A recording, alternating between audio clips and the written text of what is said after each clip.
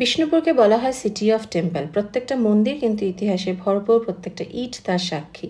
পাকুড়া ঘোড়া টেরাকোটার জিনিস যেরকম বিখ্যাত, ঠিক তেমনই কিন্তু শহরটার অনেক হিস্ট্রি আছে। কত যে মন্দির আছে হাতে গুনে শেষ করা যায় না। আরেকটা জিনিস কিন্তু ফেমাস, সেটা হচ্ছে বিষ্ণুপুরের সিল্ক। আজ চলে এসেছি এরকমই একটা তাঁতঘর যার নাম বিষ্ণুপুর বালুচুরি হাউস।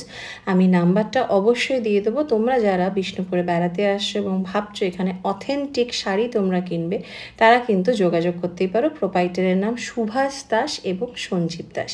এটা শাড়ির একটা আড়ত, এখানে শাড়ি বোনাও হচ্ছে এবং তার সাথে সাথে শাড়ি বিক্রি হচ্ছে। চলো একটু ওনাদের মুখ থেকে শাড়ি সম্বন্ধে শুনে নিই।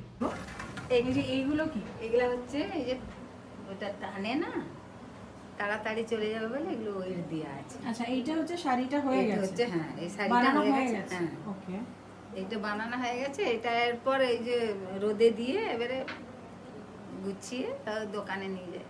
এটা সিল্কের না বালুচুরি? হ্যাঁ, এখানে সব রেশম। রেশম সিল আলাদা, এটা রেশম শাড়ি আলাদা। এটাও সিল, এটাও সিল, এটা হচ্ছে সিলমার সিল। আচ্ছা, চলুন সব আমাদের মোটামুটি 5-6 দিন লাগে। 5-6 দিন আমাদের এই দুজনের খুব তাড়াতাড়ি বুনলে 5-6 দিনে হবে। এই যে এনে একা বুনে। আপনিও তো না, মেয়েদের কাজ নয়, ও এটা মেয়েদের আরো কাজ আছে, আরো বিভিন্ন রকমের আরো অনেক কাজ আছে। পাট ফিরানা, গুড়ানা, তার পাতা মিলা। কিন্তু মেইনলি তাঁতির কাজটা মানে বোনার কাজটা ছেলেরাই করে। হ্যাঁ, কিন্তু কেন, এটা কারণ কি? এটা কারণ বলতে 10 কুইন্টাল করে 20 কুইন্টাল রড ওই যে পায়ে করে টিকতে হবে, ওটা তো মেয়েরা পারবে না। বুঝেছি? আপনাদের কি ফ্যামিলি সবাই মোটামুটি তাঁত বোনে?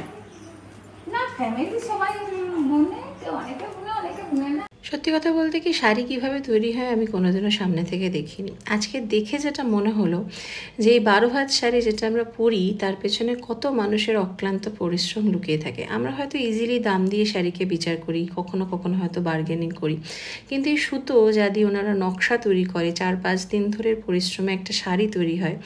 এই শাড়ি বানানো সত্যিই বা ইতিহাসের চেয়ে কম কি। এখানে তোমরা মেনলি যে জিনিসগুলো পাবে, মানে যে কালেকশনসগুলো পাবে, সেগুলো হচ্ছে পিওর সিল্কের শাড়ি, বিষ্ণুপুর সিল্ক, সিল্কের ওড়না, এছাড়া পাঞ্জাবি তো রয়েছে।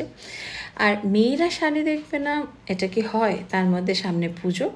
আর এই শাড়ি কিন্তু এখান থেকে কলকাতার বিভিন্ন দোকান, বিভিন্ন বুটিকে চলে যাওয়ার, কোয়ালিটি নিয়ে তো কোনো কথা হবে না, বিকজ তোমরা নিজেরাই দেখতে পাবে যে ওনারা শাড়ি বানাচ্ছেন এবং তারপরে সেগুলোকে সেল করছেন।